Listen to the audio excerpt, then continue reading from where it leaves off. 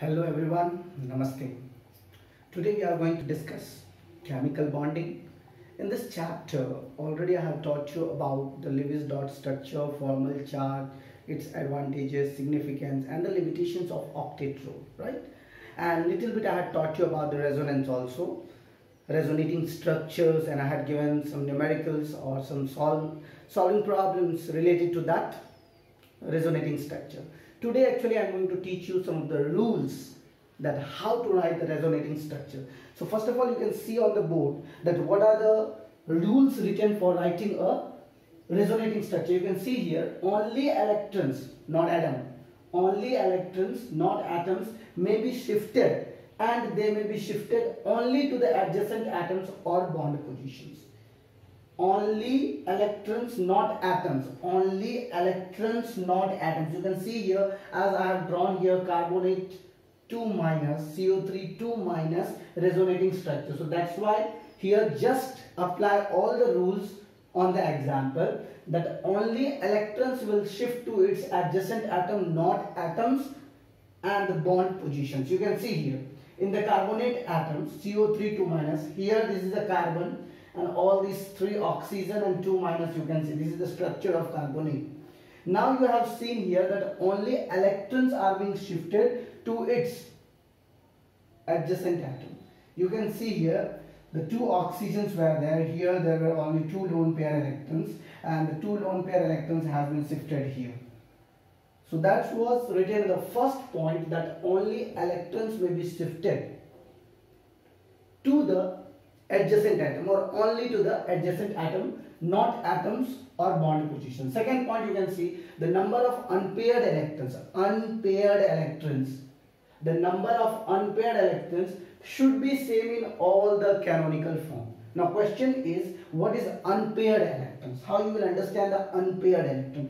Unpaired electrons का मतलब क्या होता है? जैसे आप यहाँ पे देख सकते हो, here there are 6 electrons. You can see oxygen has 6 valence electrons, so you can see a 2, 2, 4 and 2, 6, and it had taken the 2 electrons from the carbon and completed its octet. Now here you can see 2 to 4 to 6, already 6 electrons are there, and here you can see the less number of electrons. So that's why you can see the number of unpaired electrons. Here you may have a doubt that is it paired or unpaired. So that's why here written the number of unpaired electrons should be same in all the canonical form. Everywhere you will see here also the number of unpaired electrons, here also the number of unpaired electrons, and here also the number of unpaired electrons will be same in all the canonical forms.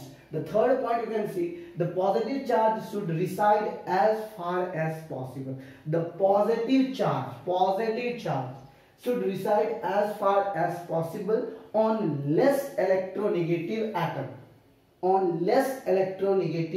The positive charge should reside as far as possible on less electronegative atom, and negative charge on more electronegative atom. So here you can see the carbon has a less positive charge, and all the oxygen atom has a more electronegative charge. So remember this word specially about, if I talk about the positive charge should reside as far as possible on less electronegative elements. Now you can see the fourth point, like charge should not reside on adjacent atom. Like charge, you can see here minus should not reside here. Like charge should not reside on the adjacent atom. After one atom it should not reside. The larger the number of the resonating structure, greater will be the stability of the sphere. As you can see here, there are 3 resonating structure. As the number of resonating structure will be more, it will have a maximum stability. And the last but not the least, greater number of covalency add to the stability of the molecule. As the number of covalency will be high, it will be added to the molecule. So these were the rules for writing the resonating structure of any compound. If you want to draw the benzene structure, you can see that how carbon is delocalizing their structures, and means how the electrons are moving. You can see here the first or second point, remember these 2 points, that there will be no changing in atoms, neither on positions. You can just see there is only shifting of electrons. The resonating structure, as already I have told you, if anybody had asked you what is resonance, then you can directly explain them that molecules or ion which is not possible to draw in a single Lewis structure, they are having more than 2 or 3 or 4 atomic structures. So one of the bonding of all the atoms associated with their particular elements, this delocalized bonding or a type of bonding in which the bonding pair of electrons is spread over a number of atoms rather than the localized between the two structures. This is called resonating or canonical structures. So remember, dear students, when any atoms can be represented in many ways, that is called resonating structures or canonical structures. After that, we will move towards the VSEPR theory, valence shell electron pair repulsion theory. First of all, either you take a screenshot or you can write these points in your notebook. Before starting the VSEPR theory, as you can see here on the board, the characteristics of resonance are there. That is the most important thing which we should learn. See, after getting the postulate, we must know about what are the characteristics. We will move towards the bond parameters also, but before moving towards the bond parameter or VSEPR theory, you must remember the characteristics of resonance. What are the characteristics? You can see here on the first characteristics I have written that resonance structures are hypothetical. What do you mean by hypothetical? And do not have a real existence. Remember, and do not have a real existence.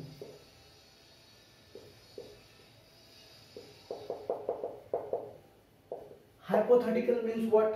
आप लोग जानते हो, काल्पनिक, right? जानते हो? It is hypothetical. Resonating जितने भी structure है वो सब के सब क्या है? हाइपोथेटिकल है, काल्पनिक है। ये मत सोचना कि उसका वो फिक्स स्ट्रक्चर है, वही स्ट्रक्चर होगा, इसीलिए मैंने यहाँ पे लिख दिया। उसके नीचे में मैंने लिखा है the actual molecule has a single structure. याद रखना ये वर्ड, किसी भी एक मॉलिक्यूल का एक सिंगल स्ट्रक्चर होता है, which is resonance hybrid of the various canonical forms and as such it can not be depicted by a single Lewis structure. एक लिविज स्ट्रक्चर बना दिया कि भाई सोडियम का ये है, क्लोरीन का ये है, एक स्ट्रक्चर बना दिया, या फिर मान लो जिसके पास ज्यादा लोन पेयर इलेक्ट्रॉन्स है उसका एक स्ट्रक्चर आपने बना दिया और फिक्स कर दिया कि यही इसका रेजोनेटिंग स्ट्रक्चर होगा। That is not possible. याद रखना इस वर्ड को, that is not possible. Why? Because I have already told you resonating structures are hypothetical and they do not have a real existence. Second, I have written the actual molecule has a single structure. Actual molecule, याद रखना, has a single structure which is a resonance hybrid of various canonical forms and such it cannot be depicted by a single structure. जो single structure जो इसमें दिया था उस single structure से इसको डिपिक्ट नहीं किया जा सकता। अच्छा, वो जो bonds की जो length होते हैं, what are the bond lengths?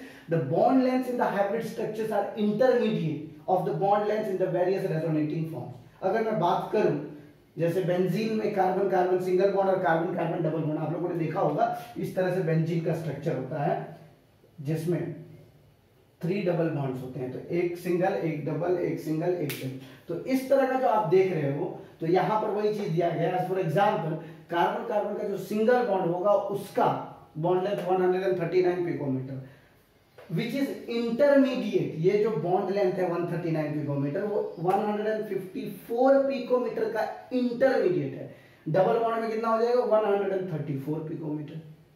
बात समझ में आया? ये जो आप देख रहे हो 139 पिकोमीटर, ये जो है 154 पिकोमीटर का इंटरमीडिएट है। And carbon carbon double bond में आप देख लीजिए 134 picometre. Resonating hybrid is the most stable, least energetic than any other of the resonating forms. Hence, higher is the resonating energy, more it will be having a stability of the molecule. जितना ज्यादा resonating energy होगा उतना ज्यादा stable होगा। तो ये characteristics है resonance की। क्या है ये? कैरेक्टरिस्टिक्स। आप लोगों को ये सारे कैरेक्टरिस्टिक्स लिखना है, इसको समझना है और इसके हिसाब से ड्रॉ करना है। देखो जनरली ये रेजोनेंस जो पार्ट है वो ऑर्गेनिक केमिस्ट्री का पार्ट है, जो हम लोग बाद में पढ़ेंगे जब हमारा ऑर्गेनिक केमिस्ट्री का पार्ट जब स्टार्ट होगा उसमें मैं इसके बारे में डिटेल बताऊंगा। अभी बस हम लोगों को इतना समझना है कि लेविस ने जो स्ट्रक्चर दिया था वो स्ट्रक्चर, एक स्ट्रक्चर जो है डिपिक्ट नहीं करता कि वही उसका स्टेबल स्ट्रक्चर हो गया। हाँ, उनका एक जो सिंगल स्ट्रक्चर, इसीलिए मैंने यहाँ पे लिखा है the actual molecule has a single structure, but फिर नीचे में मैंने क्या लिखा, such it can not be depicted by a single Lewis structure. एक लेविस स्ट्रक्चर से आप नहीं उसको डिपिक्ट कर सकते हो कि वही उस मॉलिक्यूल का एक्चुअल स्ट्रक्चर हो, या इट कैन बी, मैंने जैसे बताया आपको ऑक्सीजन कार्बोनेट, यहाँ पर देखिए कार्बोनेट का, यहाँ मैंने एक एग्जांपल यहाँ पे लिया था आपका कि आखिर किस तरह से मतलब इन लोगों का अलग अलग होता है। जो इससे प्रीवियस वाले जो आपने देखा था उसमें मैंने बताया था कि किस तरह से ये वैरी करते हैं। आप लोगों को बस सीधा सीधी इंपॉर्टेंट जो कैरेक्टरिस्टिक्स है वो लर्न कर लेना है, और इससे प्रीवियस जो मैंने पोस्टुलेट्स लिखाया था specially about the resonating structures उसको लर्न कर लेना है। चलिए इसके बाद जो हम लोग बढ़ेंगे उससे पहले यदि आप लोगों को लिखना है तो लिख लीजिए, अदरवाइज इसका एक स्क्रीनशॉट ले लीजिए। Now if I talk about the Lewis dot structure, otherwise resonating structure, इन सारे स्ट्रक्चर्स को देखने के बाद मतलब लिविस का कंसेप्ट जो था ना, बहुत सारी चीज़ों का इलेक्ट्रॉन इलेक्ट्रॉन रिपल्शन के बारे में नहीं बता पा रहा था, रेजोनेटिंग स्ट्रक्चर्स भी नहीं बता पा रहा था। तो 1957 में दो साइंटिस्ट आए थे, एक का नाम था ग्लिस्पी और दूसरे का नाम था नाइलोन। उन लोगों ने एक थ्योरी दिया जिस थ्योरी का नाम था valence shell electron pair repulsion theory, the valence shell electron pair repulsion theory, VSEPR theory के नाम से ये जाना जाता है। एक्चुअली इस थ्योरी का मेन मकसद यही था कि केमिकल बॉन्डिंग सिंपल स्ट्रक्चर से आप एक्सप्लेन नहीं कर सकते हो, क्योंकि हर एक वैलेंस इलेक्ट्रॉन का महत्व है, चाहे वो बॉन्डिंग पेयर का हो या विदाउट बॉन्डिंग जिसको नॉन बॉन्डिंग इलेक्ट्रॉन पेयर कहते हैं, उसका भी महत्व है। जो आप लोगों ने देखा resonating structure specially about the non bonding pairs के कारण ही हुआ था। तो अभी जो थ्योरी है, इस थ्योरी का मेन पोस्टुलेट्स मैंने यहाँ पे लिखा है, अगर आप लोग चाहे तो या तो स्क्रीनशॉट ले लीजिए, अदरवाइज लिख लीजिए। मैं आपको ये सारे मेन पोस्टुलेट्स बता देता हूँ क्या है ये, कि स्पेशली लिविस डॉट स्ट्रक्चर जो था वो शेप एंड स्ट्रक्चर के बारे में नहीं बता पाया था किसी भी मॉलिक्यूल का या कंपाउंड का। The geometry and the shape of the molecule depends upon the number of electron pair bonded as well as non bonded. तो ज्योमेट्री या शेप ऑफ द स्ट्रक्चर जो डिपेंड करेगा वो डिपेंड करेगा बॉन्डेड इलेक्ट्रॉन्स और non bonded electrons पे। यहाँ पे देख लीजिए, the geometry and the shape of the structure और shape of the molecules depends upon the number of electron pair either of bonded और non bonded in the valence shell of the central atom, in the valence shell of the central atom. अगर मान लीजिए ammonia की बात करते हैं तो nitrogen का जो 3 बॉन्डेड इलेक्ट्रॉन्स है और एक उनका लॉन पेयर है, तो जो शेप और स्ट्रक्चर जो बनेगा वो डिपेंड करेगा इस थ्योरी पर। The geometry of the shape and structure of the molecule depends upon the bonded and non-bonded electrons of the central atom. Second point, the electron pairs surrounding the central atom repel one another as the orbitals or electrons clouds are negatively charged. होता क्या है, जो भी atom है उनके पास जो highly इलेक्ट्रोनेगेटिव्स है, maximum number of lone pair electrons, तो वो उनका सेंट्रल एटम से किस तरह से रिपेल करता है। जैसे आप लोगों ने देखा होगा कि H2O का स्ट्रक्चर, ऑक्सीजन सेंट्रल एटम है, बाकी दोनों हाइड्रोजन साइड में, तो दोनों को एक लीनियर स्ट्रक्चर बनना चाहिए, नहीं बनता है लीनियर स्ट्रक्चर, इसका वी टाइप स्ट्रक्चर बनता है। क्यों बनता है, क्योंकि यही रीजन है। सेकेंड पॉइंट जो है, the electron pair surrounding to the central atom repel one another to the orbitals और electrons clouds are negatively charged. Third point देख लीजिए, the pair of electrons tend to occupy a position in space that minimize the repulsion and maximize distance between। जो भी atom molecule compound का shape जो determine करता है जहां पर कम रिपल्शन हो और मैक्सिमम डिस्टेंस, मतलब इलेक्ट्रॉन इलेक्ट्रॉन का रिपल्शन कम हो, बॉन्ड पेयर लोन पेयर का या लोन पेयर लोन पेयर का रिपल्शन कम हो, तब जा करके आप उसका शेप और स्ट्रक्चर बना सकते हो।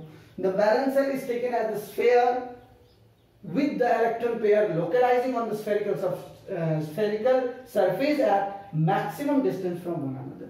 यही चीज कह रहा है, जो वैलेंस इलेक्ट्रॉन है, वैलेंस सेल में जो भी इलेक्ट्रॉन है उसका स्फेरिकल इलेक्ट्रॉन पेयर लेंगे, उसको जो लोकलाइज करेंगे वो डिपेंड करेगा maximum distance from one another. मतलब याद रखना इलेक्ट्रॉन का डिस्टेंस सबसे ज्यादा मायने रखता है इसमें। अब multiple bonds are treated as a single super pair, ये बहुत ही इंपॉर्टेंट पॉइंट है, मैं आपको बता देता हूं। यहां पे होता क्या है, a multiple bond is treated as a single electron pair and 2 or 3 electron pairs of multiple bond as a single super pair।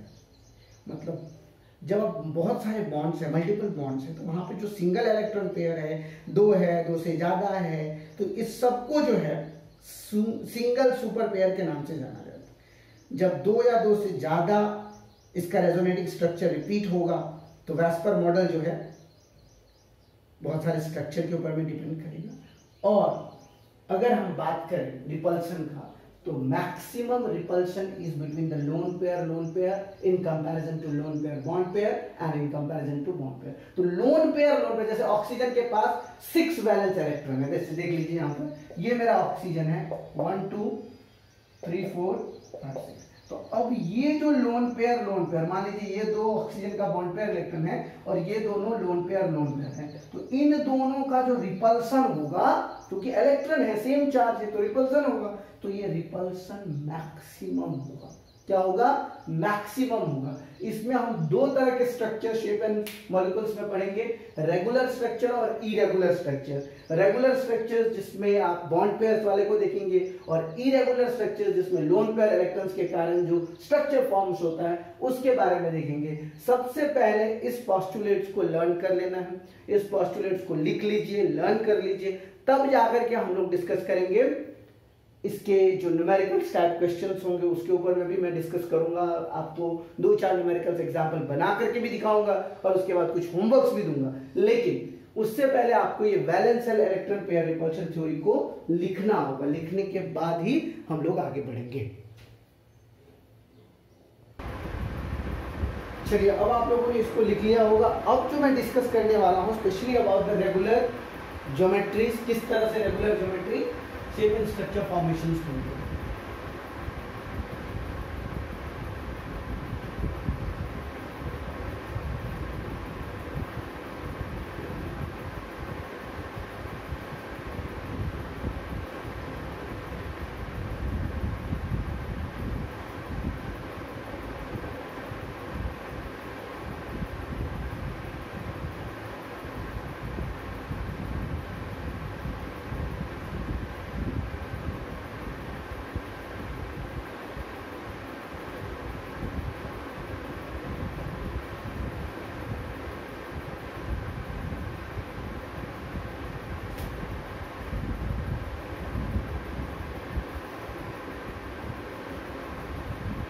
अब हम लोग सबसे पहले रेगुलर ज्योमेट्रीज को ड्रॉ करेंगे।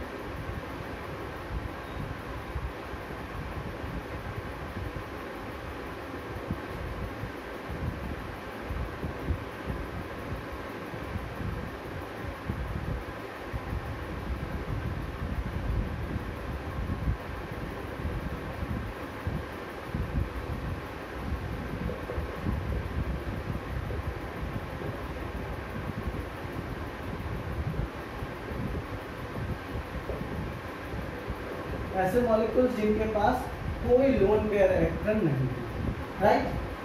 समझ में आया? रेगुलर ज्योमेट्री किसको कहेंगे? ऐसे मॉलिक्यूल्स जिनके सेंट्रल एटम के पास no lone pair, molecules in which किसको नहीं होगा? In which the central atom है, in which the central atom has no lone pair. Okay, in which the central atom has no lone pair electron, इसको यहाँ पे add कर देना। Okay, चलिए, तो अब हम लोग स्टार्ट करते हैं क्या क्या इसमें हम लोगों को लिखना है। सबसे पहले number of electron pairs in outer shell, number of electron pairs in outer shell. उसके बाद शेप एंड स्ट्रक्चर्स और उसके बाद bond angle, shape of molecules and bond angle, shape of molecule and bond angles। एक बताओ, अगर number of electron pair in outer shell 2 होगा तो किस टाइप का स्ट्रक्चर बनेगा? बता सकते हो? अगर नंबर ऑफ आउटर शेल में 2 इलेक्ट्रॉन्स होंगे, फर्स्ट क्वेश्चन में, तो उनका जो शेप बनेगा इस तरह, जैसे मान लो एक इधर है एक इधर, राइट? जैसे बेरिलियम है, जस्ट सपोज करो, क्लोरीन है, BeCl, तो ये कैसा स्ट्रक्चर होगा? लीनियर हो। कैसा हो गया? लीनियर। तो यहाँ पे लिखोगे क्या? लीनियर। और बॉन्ड एंगल कितना हो जाएगा? 180। लीनियर बॉन्ड एंगल 180, इसको याद रखना। अगर number of electron pairs outer shell में, समझ गए ना आउटर सेल का मतलब? अब आ जाओ, अगर 3 हुआ बाहर में, कि जैसे नाइट्रोजन हो गया है, बहुत सारे ऐसे एलिमेंट है जिनके लास्ट सेल में 3 इलेक्ट्रॉन्स है, तो उनका प्लेन ट्रायंगल कैसा बनेगा? Plane triangle, plane triangle. और 123 या 360 डिग्री।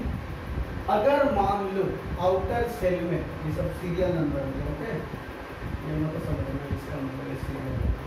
अगर आउटर सेल में 4 इलेक्ट्रॉन होगा, कितना? 4, तो कैसा structure shape of the molecule? Tetrahedral. कैसा होगा? टेट्राहेड्रल। और इसका जो बॉन्ड एंगल होगा 109 degree and 28 minutes. 109 degree 28 minutes. याद रखना इस चीज को। Number of electron pair in the outer shell, अगर मान लो 5 हुआ, ठीक है, number of electron pairs in outer shell अगर 5 हुआ, तो ट्राइगोनल बाय पिरामिडल। क्या होगा? Trigonal bipyramidal. इसका कितना होगा? यहाँ तो 90 डिग्रीज भी हो सकते हैं या 120, याद है? 90 डिग्री या 120 डिग्री। ओके। अगर आउटर सेल में इलेक्ट्रॉन की संख्या और बढ़ा दो, 6 कर दो, तो क्या हो जाएगा? ऑक्टाहेड्रल। क्या हो जाएगा? ऑक्टाहेड्रल। ऑक्टाहेड्रल में 90, ठीक है। अब अगर 7 कर दो तो पेंटागोनल बाय पिरामिड। कितना? Pentagonal bipyramid. इधर 5 करो, सब सीरियल नंबर है, इसको आप भी कर दो, बड़ा serial. Pentagonal bipyramid. Pentagonal bipyramidal. इसमें या तो 90 डिग्री या फिर 70 डिग्री। याद रख लेना बच्चों, अगर लास्ट सेल में कितने इलेक्ट्रॉन हैं, लेकिन एक वर्ड स्पेशली याद रखना, सेंट्रल एटम के पास एक भी लोन पेयर इलेक्ट्रॉन नहीं है। सेंट्रल एटम के पास एक भी लोन पेयर इलेक्ट्रॉन नहीं है, तब इस तरह के स्ट्रक्चर के फॉर्मेशन होंगे। अगर लोन पेयर होगा तो ये इरेगुलर ज्योमेट्री हो जाएगा। अगर लोन पेयर होगा तो इरेगुलर ज्योमेट्री। जनरली याद रखना कि ये जो shape of the molecules linear हो गया, तुम्हारा ट्रायंगुलर प्लेनर इस तरह से हो गया। टेट्राहेड्रल जानते ही हो तुम लोग, यहाँ पे एक और निकाल दो उसी तरह से, सेंट्रल एटम के साथ टेट्राहेड्रल हो। Trigonal bye pyramid. पिरामिड जानते हो? पिरामिड में 2 ट्राइगोनल बना दो।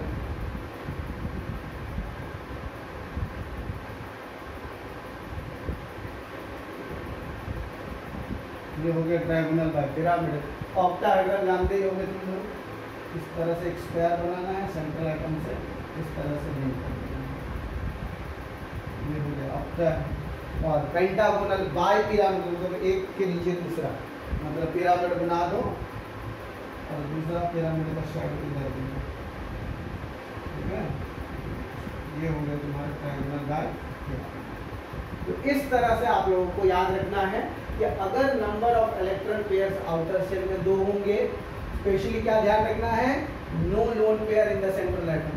तो अगर number of electrons in the outermost cell 2 linear, 3 plane triangle, 4 tetrahedron, 5 trigonal by pyramidal, 6 octahedron, 7 pentagonal by pyramidal। अब जो है हम लोग आगे बढ़ेंगे इरेगुलर। ये था हमारा रेगुलर ज्योमेट्री। अब हम लोग जो बढ़ रहे हैं आगे वो इरेगुलर ज्योमेट्री के ऊपर।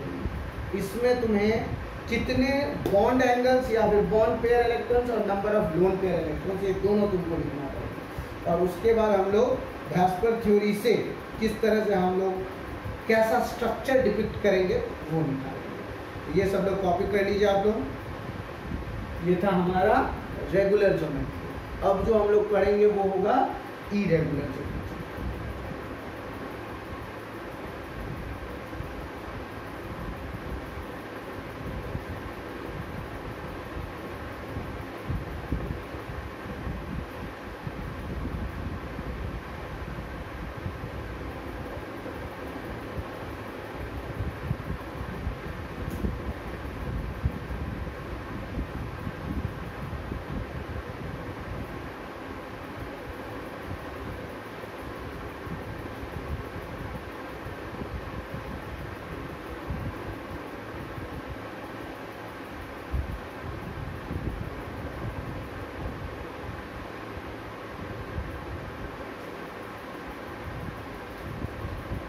इरेगुलर ज्योमेट्री क्यों होता है पता है?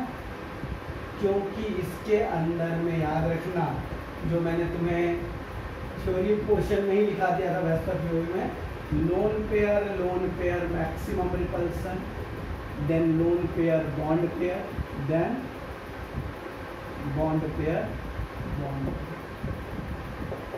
ठीक है, इस चीज को याद रखना है बस।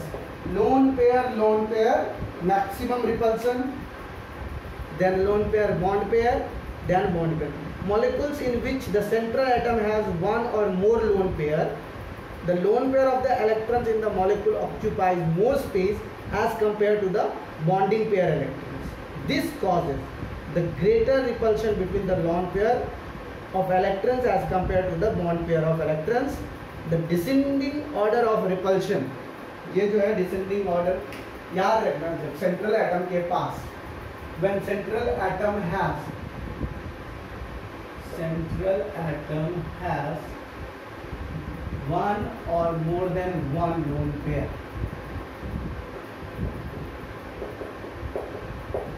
then irregular geometry is formed. याद रखना, then irregular geometry is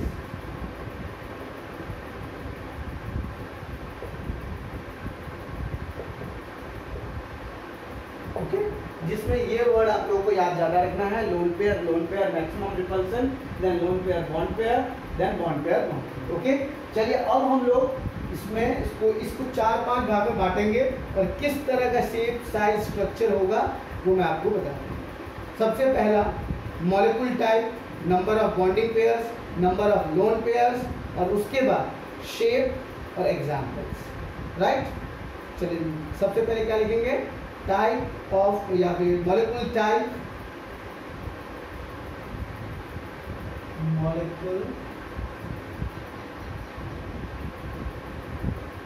molecule type. सबसे पहले ब्रैकेट में इसको डाल दीजिए, दूसरे ब्रैकेट में बॉन्डिंग और तीसरे में lone pair, number of bonding pairs, number of lone pairs.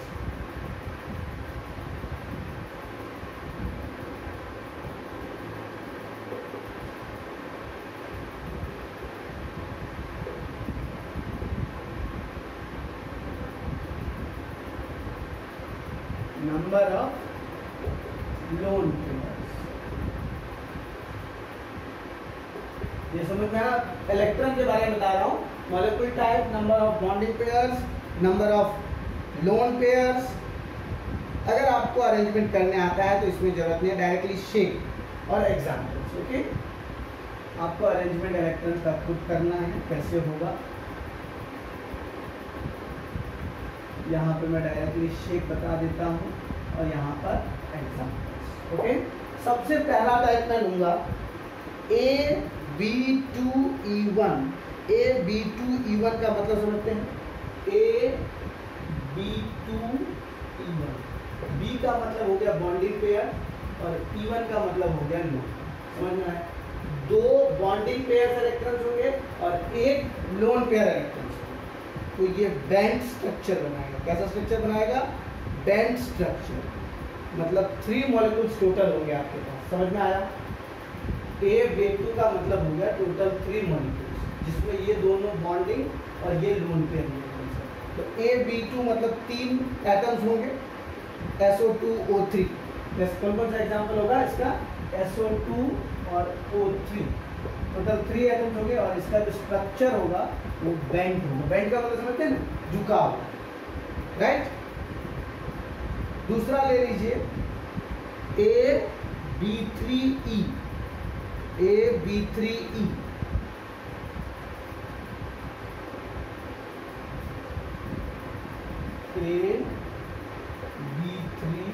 इसका मतलब कितना होगा बता सकते हैं आप?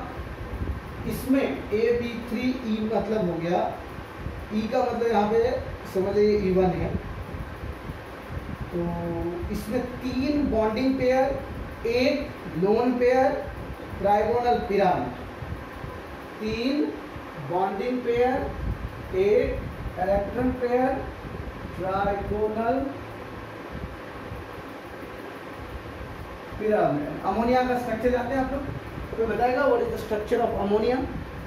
क्या होगा अमोनिया का structure? Trigonal pyramid, trigonal pyramid. इसमें 2 हो सकते हैं, AB3E1 और AB3E2 भी हो सकते हैं, राइट। AB3 या AB2E2 हो सकता है। AB2E2 मतलब 2 लोन पेयर, AB2E2 मतलब 2 ये कैसा स्ट्रक्चर होगा पता है? वाटर का जानते हो? वाटर का स्ट्रक्चर बेंड होता है। वाटर हो गया, वाटर का स्ट्रक्चर कैसा होता है? बेंड। बात समझ में आ गई?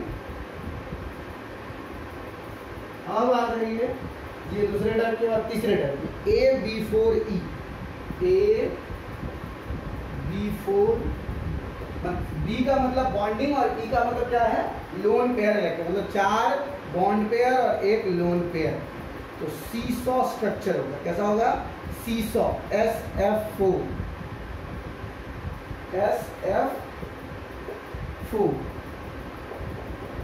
सीसॉ। कह रहे हो तुम लोग? सीसॉ स्ट्रक्चर वो जो ऊपर नीचे वाला होता है, एक नीचे बैठता है तो दूसरा ऊपर जाता है, दूसरा बैठता है तो नीचे जाता है, वही सीसॉ टाइप स्ट्रक्चर होता है। अब आ जाइए AB3E2, AB3E2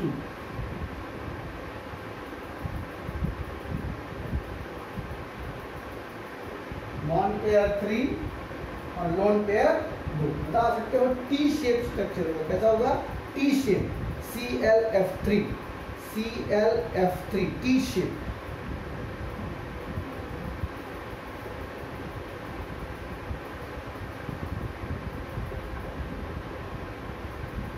fluorine central atom, एक फ्लोरीन नीचे, दोनों राइट लेफ्ट हैंड साइड। याद रखना ये सारे स्ट्रक्चर्स बहुत काम आने वाले हैं।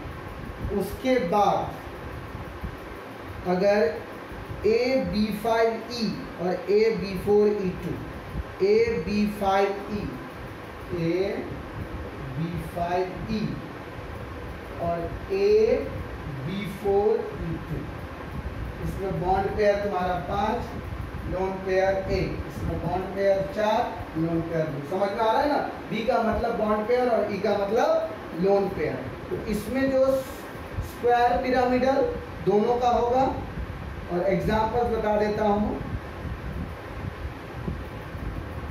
स्क्वायर, एक का स्क्वायर पिरामिडल और एक का square planar. Square pyramidal, square planar, square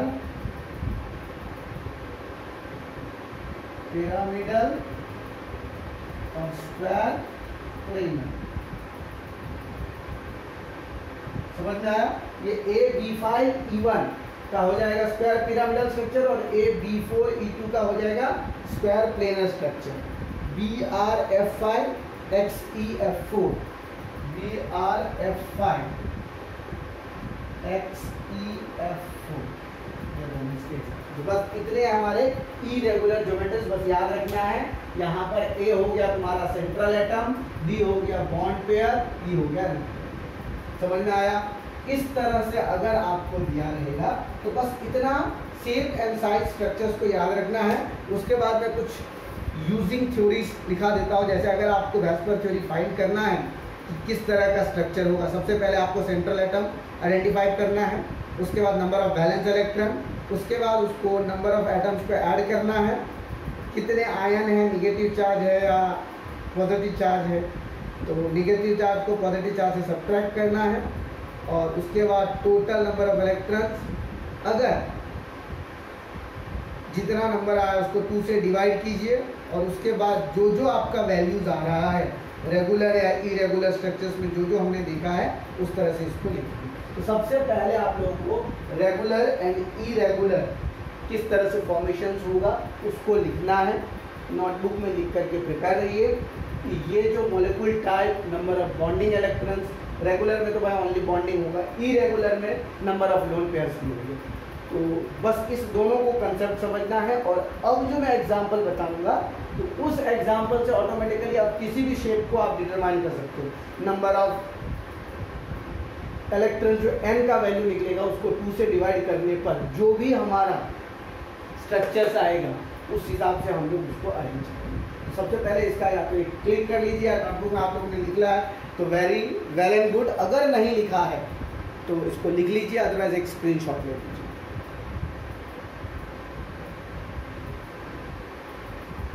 अब जो है हम लोग some examples using the VSEPR theory.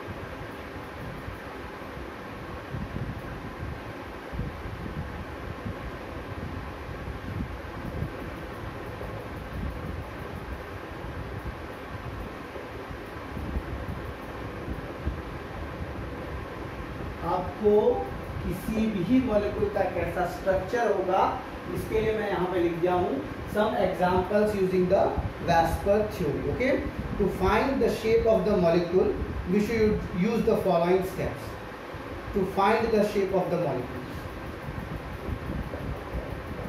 क्या करना है इसमें?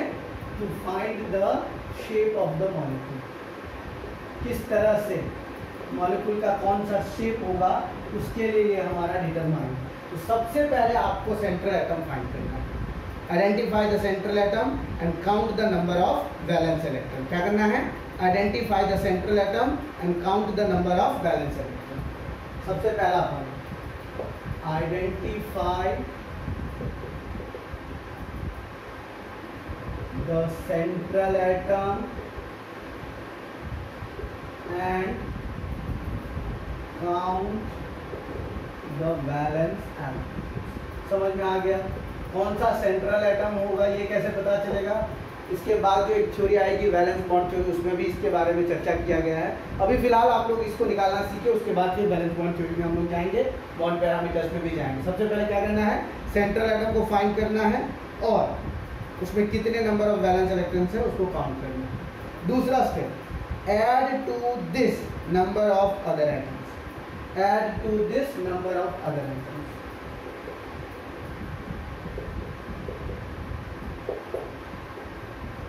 क्या होता है इसका मतलब जितने वैलेंस इलेक्ट्रॉन है उसमें अदर एटम्स को क्या करना है? हम लोगों को ऐड कर देना है। Add to this number of other atoms.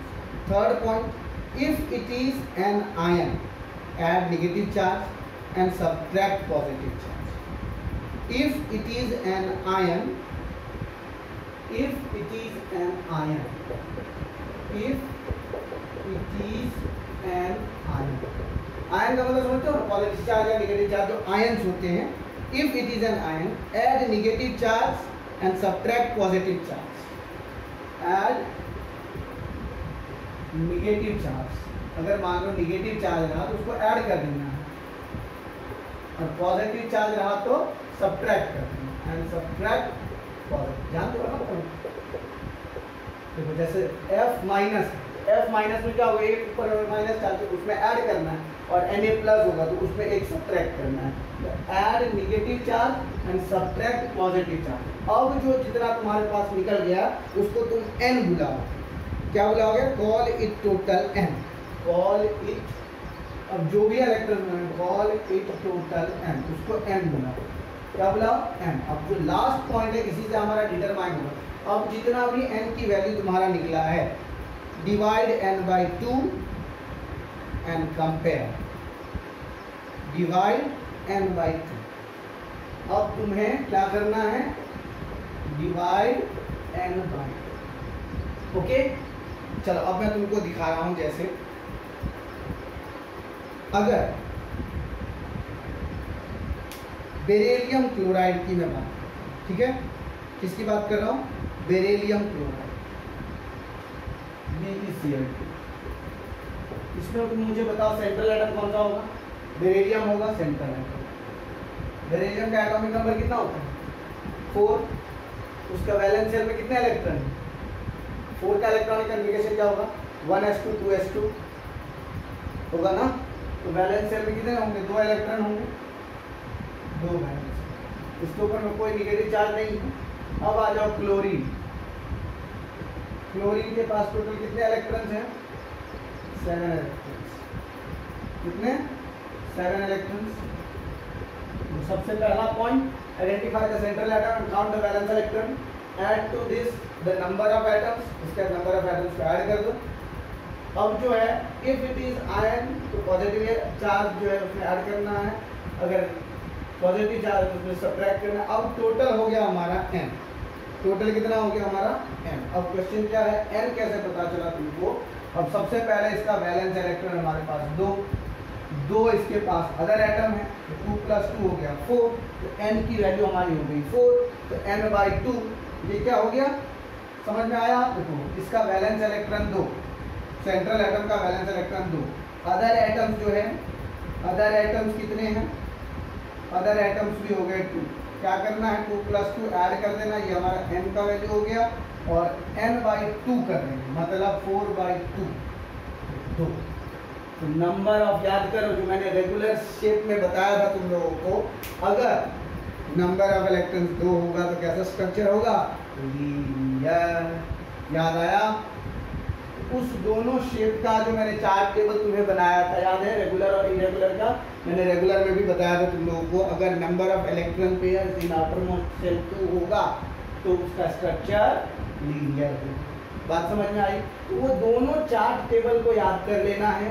इसी तरह से तुम्हें बहुत सारे मिलेंगे, बस खाली याद रखना valence electron, negative charge, positive charge, उसके बाद नंबर ऑफ बॉन्ड्स, तो ऑटोमेटिकली तुम्हें पता चल जाएगा. अब कुछ एग्जांपल्स में सिखा रहा हूँ. जैसे BF4-, BF4-. ओके, इस चीज को समझ गए ना? चलो BF4-.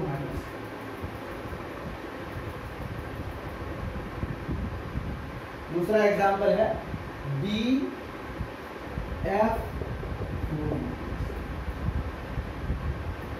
Identify the central atom. Boron. Beryllium का 5 इसका एटॉमिक नंबर है, 1s2 2s2 2p1. इसके टोटल वैलेंस इलेक्ट्रॉन कितने हैं? वैलेंस इलेक्ट्रॉन है 3. अब इसके ऊपर में टोटल अदर एटम्स ऐड देखो. Identify the central atom and count the valence electron. उसके ऊपर में निगेटिव चार्ज होगा तो क्या करेंगे? +1 करेंगे. पॉजिटिव चार्ज होगा तो क्या करेंगे? -. इसमें क्या है? निगेटिव चार्ज है, तो निगेटिव चार्ज क्या करेंगे? ऐड कर देंगे. निगेटिव चार्ज यहाँ पर 1 है, तो 3 + 1 कितना हो गया? 4. तो सेकेंड वाला clear. If it is an ion negative charge, if positive charge इसको सकते हैं। अब इसको क्या बुलाएंगे? अब दूसरी बात, add to this the number of other atoms. Other atoms कितने हैं? 4। Other atoms 4। क्या करना है? 4 + 4 8। n की वैल्यू कितनी हो गई? 8। अब हमारा क्या हो जाएगा? n/2 मतलब 8/2 = 4। अगर तुम्हारा नंबर ऑफ मॉलिक्यूल्स 4 आ गया, याद करो मैंने तुम्हें बताया भी था, अगर तुम्हारे पास number of electron pair in outermost shell 4 होगा तो किस टाइप का स्ट्रक्चर बनेगा? टेट्राहेड्रल। याद है मैंने बताया था तुम लोगों को, टेट्राहेड्रल स्ट्रक्चर बनेगा। कैसे लिखोगे? B F F F, ये स्ट्रक्चर जो हो गया तुम्हारा टेट्राहेड्रल। इस तरह से स्ट्रक्चर जो, तो इस तरह से मैं कुछ क्वेश्चंस दूंगा तुम्हें बनाना है। मेन ये याद रखना, कोई भी कंपाउंड को भी बोलते। अच्छा BF3 का क्या होगा बता सकते हो तुम लोग? BF3 मैंने कुछ नहीं किया। बोरन का वैलेंस इलेक्ट्रॉन 3 और ये टोटल 3, टोटल हो गए 6। n की वैल्यू 6 तो n/2 हो जाएगा 6/2 3। अगर आउटर स्पेस में 3 इलेक्ट्रॉन्स है तो कैसा सीक्वेंस स्ट्रक्चर्स बनेगा बताओ, जल्दी से बताओ। ट्रायगोनल या ट्रायंगुलर प्लेनर होगा या नहीं होगा? Triangular planar. इसका कैसा स्ट्रक्चर बनेगा? Triangular planar. कैसा होता है ट्रायंगुलर प्लेनर पता है तुम लोगों को? बोरन सेंट्रल में डाल दो, एक फ्लोरीन, दूसरा फ्लोरीन, तीसरा। ट्रायंगुलर प्लेनर, ट्रायंगल की तरह बना दो। Got it? तो इस तरह से मुझे नहीं लगता तुम लोगों को कोई डाउट होगा किसी भी स्ट्रक्चर्स को बनाने। बस ये 4 पॉइंट को याद रखना है और इजीली तुम लोग बना सकते हो किसी भी shape, size, structures, atoms, molecules का। अगर SF6 का बोलूंगा तो हो जाएगा तुम लोगों से? चलो SF6 का एक बना के देखते हैं।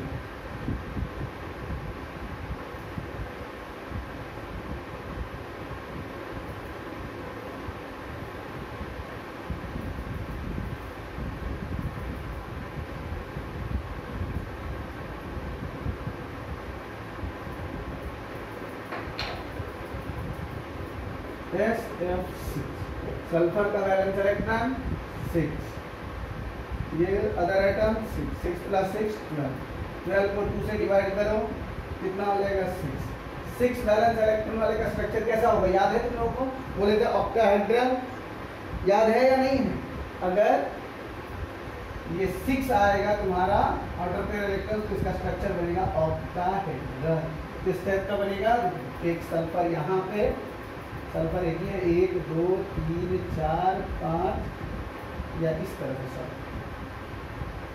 पहले तो आप इस तरह से स्क्वायर बनाओगे, क्लोरीन क्लोरीन क्लोरीन क्लोरीन, ये 4 हो गया और 2 1। ये जो स्ट्रक्चर है इसी को कहा जाता है ऑक्टाहेड्रल स्ट्रक्चर्स। ओके, तो आई होप आप लोग इजीली और व्यास्पर थ्योरी से किसी भी मॉलिक्यूल का ज्योमेट्री निकाल लोगे। राइट? मैं आप लोगों को कुछ एग्जांपल्स दे रहा हूँ, ये आप लोगों को बना करके रखना है। ओके, सबसे पहला IF7 लिख लो आप लोग। First question IF7। दूसरा लिख लो SF4। तीसरा लिख लो, चलो कुछ क्वेश्चंस मैं तुम लोगों को लिखा देता हूँ। PCl5। टोटल 5 क्वेश्चन होंगे। Okay, don't worry, only 5 questions. SnCl2 and HCF2। SnCl2 HCF2 या फिर I3। Okay, I3। ये 5 6 हो गया टोटल। बनाना चाहोगे तो इजीली बन जाएगा। ये 5 स्ट्रक्चर्स को आप लोगों को घर से बना करके रेडी रखना है तो उनका ज्योमेट्री कैसा होगा। आई होप सब लोगों को ये वीडियो समझ में आया होगा, अच्छा लगा होगा। अगर जो चीज़ नहीं समझ में आया हो कमेंट बॉक्स में लिखो ताकि मैं तुम्हें बता सकूं कि क्या तुम्हें नहीं समझ में आया, उसको नेक्स्ट वीडियो में मैं एक्सप्लेन करूँगा। That's all for today.